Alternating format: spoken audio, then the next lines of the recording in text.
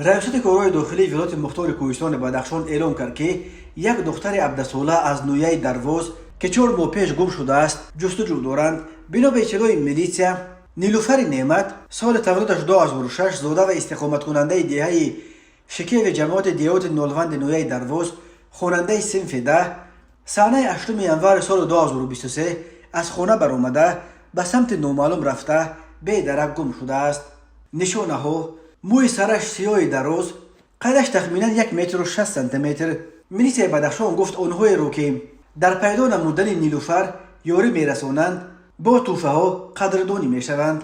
از همه آنهایی که درباره کجا رفتند یا کجا بودن نیلوفر نعمت یگان معلومات داشته باشند و یا او را در یگان جا دیده باشند خواهش کرده می شود که فوراً به رقم های زیرین زنگ زنید: 992 93 599 9938. تلفن باوری ریاست وزارت کارهای داخلی در ولایت مختار کوهستان بدخشان 83522 22202.